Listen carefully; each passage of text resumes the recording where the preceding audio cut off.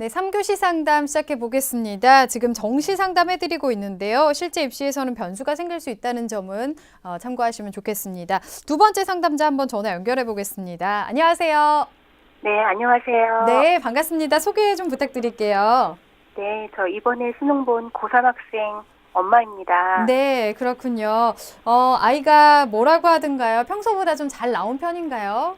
아니, 저희 아이는 평소 모의고사보다 네. 수능 성적이 좀 많이 안 나왔어요. 아, 네. 네, 많이 안 나왔다고 하시는 거 보니까 어머니께서도 많이 좀 아쉬움이 있으실 것 같습니다. 네. 네. 자, 오늘 윤태영 선생님께서 도움 말씀 주실 텐데요. 자, 어머니 윤태영 선생님과 인사 나누세요. 예, 어머니 네. 안녕하세요. 네, 안녕하세요, 선생님. 예, 평소보다 성적이 좀 안 나왔다고 하는데 그 성적을 가지고 정시 전략을 짜려고 하니까 좀 막막하시죠? 네. 예, 오늘은 그러면 어떤 점이 궁금해서 상담 신청을 하셨나요? 예, 제 아이가 특히 이제 국어에서 점수가 많이 안 나왔거든요. 네, 그래서 제 아이 성적대로 가능한 대학이 어느 정도인지 저희는 학과보다는 이제 대학 위주로 알고 싶어서 전화드렸어요. 아, 예. 예, 우리 어머니 하시는 부분에 대해서 사전에 연구를 했는데요. 잠시 후에 자세히 알려드리겠습니다. 끝까지 잘 들어주세요. 네. 네, 학교를 중심으로 봤을 때 어느 정도까지 갈 수 있을지 궁금해하고 계신데요. 자, 우리 학생의 자료를 우선 확인하겠습니다. 내신과 수능 점수를 보면서 설명 들어보겠습니다.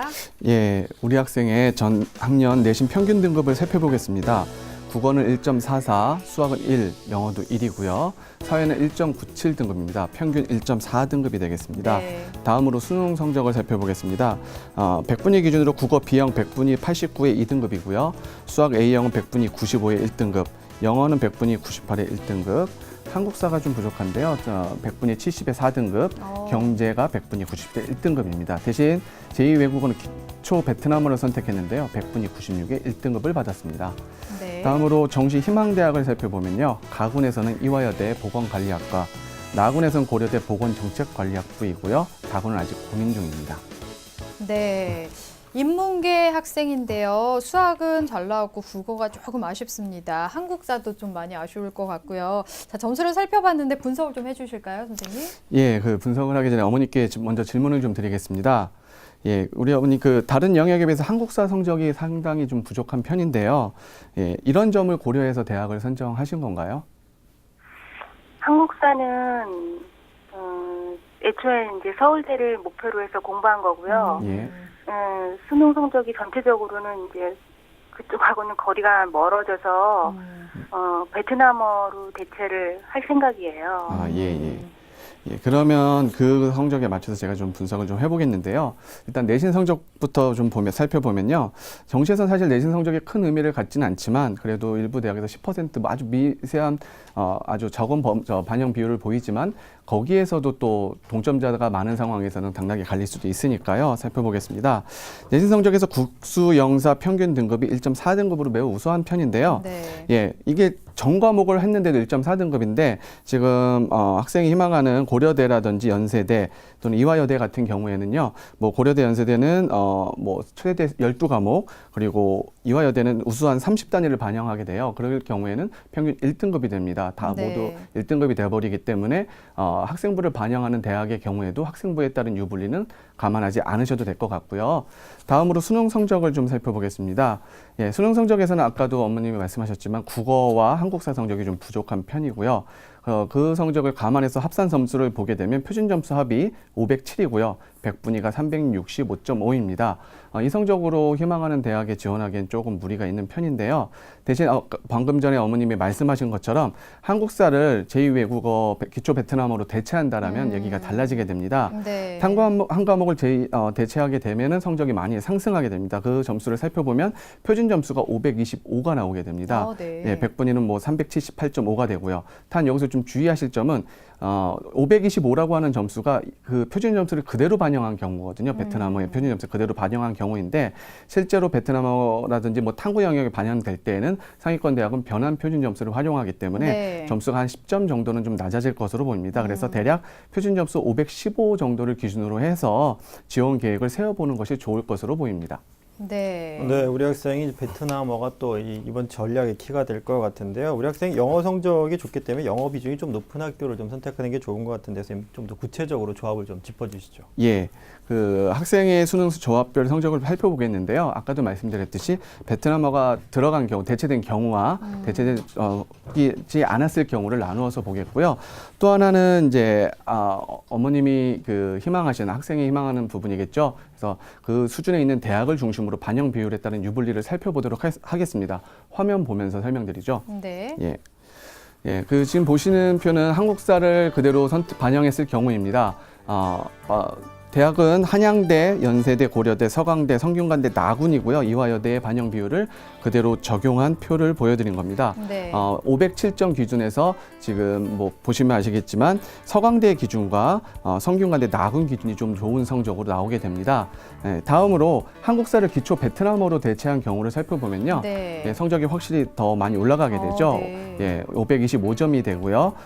이 반영 비율에 따른 유불리를 따져보아도 한양대가 좀 유리한 경우고요. 그 다음에 성균관대, 나군이 그 다음으로 유리한 케이스가 되겠습니다.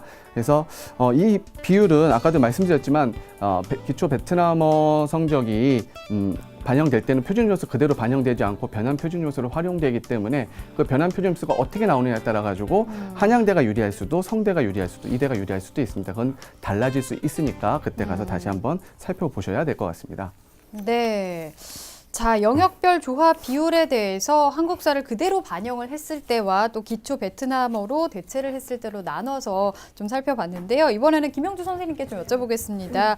우리 학생처럼 사탐 한 과목을 제2외국어로 이제 대체했을 때에 대한 전략을 좀 이렇게 세워봤는데 제2외국어를 이렇게 받거나 또 한문을 본 학생들의 경우에는 어떤 점을 고려하면 좋을까요? 네, 이제 선생님께서 말씀하신 외에 고려할 점을 좀 말씀드리면요.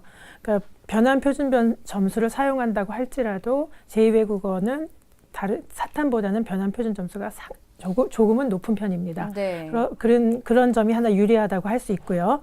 두 번째는 변환 표준 점수를 사용하지 않고 그냥 표준 점수 그대로 더해주는 대학도 있습니다. 그러니까 그런 대학이 있다는 것도 좀 유념을 해주시고요.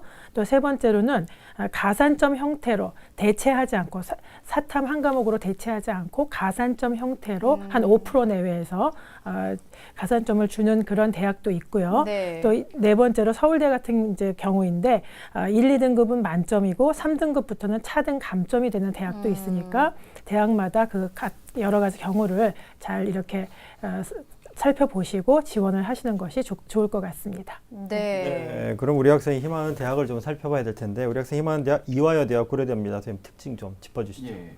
우리 학생이 희망하는 정시 대학들에 대해서 화면 보면서 설명드리도록 하겠습니다. 첫 번째 정시 가군 희망대학 이화여대 보건관리학과입니다. 표준 점수와 탐구는 변환 표준 점수를 활용하게 되고요. 학생부 10%에 수능 90%를 반영하게 됩니다. 수학을 35%, 탐구를 25% 반영하고요. 그다음에 국어, 영어 중에서 하나를 선택해서 40%를 반영하게 됩니다. 전년도 아주 높은 경쟁률을 보였습니다. 12대 1의 높은 경쟁률을 보였고요.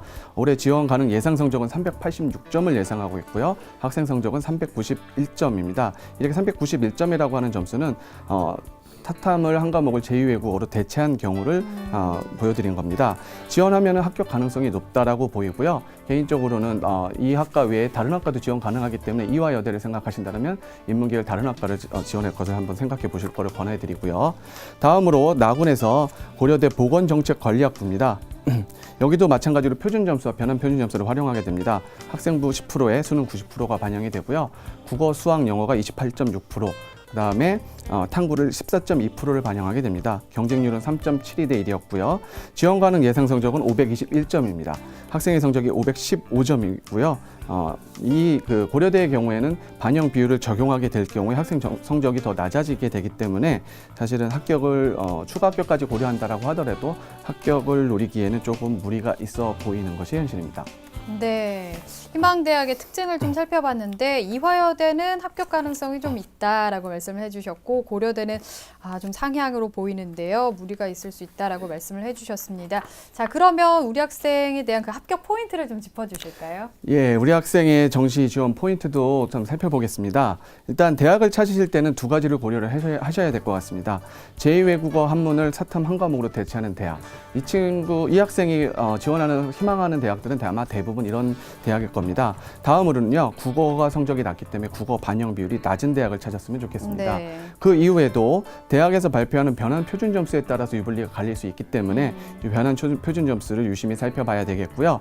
그 다음에 더 고려할 사항들을 말씀을 드린다라면 정시 모집 인원이 수시에서 넘어오는 인원이 들어오면서 최종적인 모집 인원이 달라지게 됩니다. 확인해야 되겠고요. 경쟁률도 날짜별, 시간대별로 확인하면서 유불리를 따져봐야 되겠습니다. 네. 네, 선생님께서 체크해야 될 부분을 자세하게 좀 짚어주셨는데요. 선생님, 그럼 우리 학생한테 맞는 대학, 어떤 대학이 있을까요? 예, 그 대학 위주라고 말씀을 하셨지만 학과까지 고려해서 제가 추천을 해봤습니다. 일단 화면 보면서 말씀드리겠습니다. 예, 정시 가군에서는요, 이화여대 인문과학부입니다. 100명을 모집합니다. 모집 인원이 꽤 많습니다. 표준 점수와 변환 표준 점수, 아까도 마찬가지로 수능 90에 학생부 10%를 반영합니다. 국수영탐 반영 비율은 25, 20, 35, 20%고요. 2.76대 1의 낮은 경쟁률을 보였고요. 지원 가능 예상 성적이 513점인데 학생이 515점입니다. 예, 경쟁률이라든지 예년 경쟁률이라든지 사탐 그 대체라든지 또 모집 인원까지 다 고려를 한다라면 최소한 추가 합격까지 고려하면 충분히 합격할 가능성이 있어 보입니다. 그래서 한번 지원해 볼 거를 추천드리고요. 네. 그다음 다음으로 나군입니다. 나군은 아까 고려대를 희망하셨는데요. 그 부분은 사실 조금 힘든 부분이 있을 것 같고요. 네. 한양대나 사실은 성균관대를 성균관대 나군을 한번 생각을 해보실 필요가 있는데요. 한양대를 말씀드리겠습니다. 한양대 국어국문학과 10명을 모집합니다. 예, 마찬가지로 학생부 10에 수능 90, 반영 비율은 동반영 비율입니다. 경쟁률은 4.73대 1이었고요. 점수가 비슷한데요. 가군에서 2대를 안정 지원을 한다라면은 지원해 볼 수 있겠고 실제로 한양대는요 더 낮은 부분에서 있는 학과들도 있기 때문에 조금 더 안정 지원하실 수도 있겠습니다. 그러면은 합격을 더 노려볼 수 있을 것으로 보입니다. 네. 다음으로 다군은요 사실은 미정이라고 하셨는데요. 다군은 상위권 학과가 사실 별로 없습니다. 네. 그래서 이제 중위권으로 좀 내려오게 되는데요. 여기도 보험용으로 사실 희망하지 않는 대학이라면 지원하실 필요가 없겠지만 보험용으로 하나 좀 지원해 보신다라면 홍대나 건대쯤을 지원해 보시는 게 좋겠고요. 홍대 영어 영문학과를 추천해 드렸습니다. 예, 지원 성적도 어느 정도 여유가 있고요. 네. 가군, 나군, 다군에 대해서 추천 대학까지 추천을 해주셨습니다. 자, 상담을 들어봤는데요. 어머니 혹시 더 궁금한 점 있으신가요? 네, 저 그럼 그 고대 보건정책학과는 좀 어려울 거라고 말씀하셨잖아요. 네. 거기보다는 그럼 성대 나군이 가능성이 더 크다고 보시는 건가요? 예, 그 성대 나군이요. 고대보다는 더 가능성은 좀 더 있는 편입니다. 학생 반영 비율도 더 유리하고요. 예, 점수 때도 고대 비해서는 조금 더 낮게 형성이 되는 게 맞습니다. 네, 잘 알겠습니다. 상담 들어봤는데 어머니 어떠신가요? 네, 도움 많이 됐습니다. 네. 자, 오늘 조언해주신 내용 바탕으로 전략 잘 짜시고 좋은 결과 있길 바라겠습니다. 오늘 감사합니다. 네, 감사합니다. 네. 자, 우리 학생에 대한 합격 로드맵 박문수 선생님과 정리해 보겠습니다. 네, 인문계열 고3 학생의 합격 로드맵입니다. 고려할 점은 학생부 내신이 우수하니까 학생부를 반영하는 대학에서는 유불리 고민 없이 지원을 고려할 수 있겠습니다. 정시 지원 포인트는요. 제2외국어 한문으로 사탐 한 과목을 대체할 수 있는 대학, 그리고 국어 반영 비율이 낮은 대학을 파악하시고 지원할 때에는 대학에서 발표하는 변환 표준 점수 확인, 그리고 대학별 점수 산출, 그리고 최종적인 정시 모집 인원, 그리고 날짜별, 시간대별 경쟁률 등을 꼭 확인하시길 바라겠습니다. 정시 추천 대학으로는요. 가군에는 안정 수준으로 이화여대 인문과학부, 나군에는 소신 수준으로 한양대 국어국문학과, 그리고 다군에는 적정 수준으로 홍익대를 추천합니다. 정시에서 좋은 결과 있기를 바랍니다. 네. 자, 2명의 학생에 대해서 상담을 진행을 해봤는데요. 아무래도 학생들이 학교를 이제 지원하려고 할 때 추가 합격자에 대해서도 고려를 많이 하는 것 같습니다. 수험생들이 그 지망하는 학과의 전년도 그 추가 합격자 순위를 좀 체크할 때 어떤 점을 고려하면 좋을지 윤태영 선생님께 좀 질문을 드려볼까요? 예, 그 전년도 학생들의 추가 합격자를 고려를 할 때는요, 사실은 뭐 공개하는 대학들도 있고요, 정확한 데이터를 공개하지 않는 경우도 있는데요. 공개가 됐다라고 하더라도 그 성적대까지, 그 학생까지 뭐 예를 들면 예비 뭐 10번까지 합격했다. 그러니까 올해도 그렇게 된다는 법은 없습니다. 그러니까 조금 여유를 가지고 그거보다는 조금 더 안정되게 지원하실 필요가 있고요. 네. 최대한 낮춰서 보는 것보다는 좀 더 보수적으로 접근할 필요가 있겠습니다. 네. 자, 그러면 또 배치표를 많이 보고 우리 학생들이 지원을 고려를 할 텐데요. 배치표를 참고할 때는 어떤 점을 염두하는 게 좋을까요? 우선 이제 저희가 배치표 하면은 종이 배치표라고 이제 말씀드릴 네. 수 있는데요. 그 종이 배치표는 한 번에 다 볼 수 있다는 좋은 점은 있지만은 네. 우선 영역별 반영 비율이 전혀 반영되지 않은 단순 합산된 그 종이 배치표라는 걸 생각을 하셔야 될 것 같고요. 네. 그래서 그 두 번째는 또 가산점이 고려되지 않았다는 것도 학생들이 생각을 하셔야 될 것 같습니다. 그래서 종이 배치표는 단지 그냥 같은 성적대에 그 성적이 몇 점이 됐던지 간에 같은 성적대에 어떠한 대학들의 무슨 과 정도가 같은 동률의 이렇게 성적을 형성하고 있다라는 정도, 또는 한 대학이라면 종적으로 봤을 때, 세로로 봤을 때 한 대학에서 그 각 과들이 그러니까는 모집 단위들이 순위가 대략적으로 어떻다라는 대체적인 그냥 큰 그림을 그릴 때만 보시는 것이 좋겠다. 네, 이렇게 말씀드릴 수 있겠습니다. 네, 큰 그림에서의 좀 참고를 할 수 있다라고 말씀을 해주셨습니다.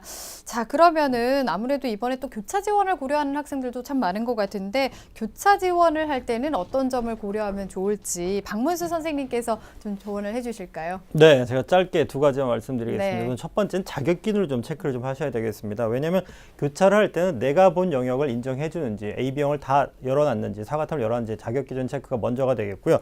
두 번째 같은 경우는 가산점 체크입니다. 내가 아무리 자격 기준이 된다 한들 가산점으로 인해서 내가 극복을 못한다면 지원을 안 하는 것이 좋겠습니다. 네, 알겠습니다. 자, 이렇게 해서 오늘도 정시 상담을 진행을 해봤습니다. 오늘 소중한 상담을 함께해 주신 김영주 선생님, 윤태영 선생님, 그리고 결정적 코치이신 박문수 선생님, 감사합니다. 네. 자, 내일도 정시 상담 이어가겠습니다. 내일은 서울시립대 자율전공학부를 희망하는 고3 학생 어머니와 또 충북대 목재종이 과학과를 희망하는 졸업생과 정시 상담을 진행하겠습니다. 오늘은 여기서 인사드리겠습니다. 함께해 주신 여러분 고맙습니다.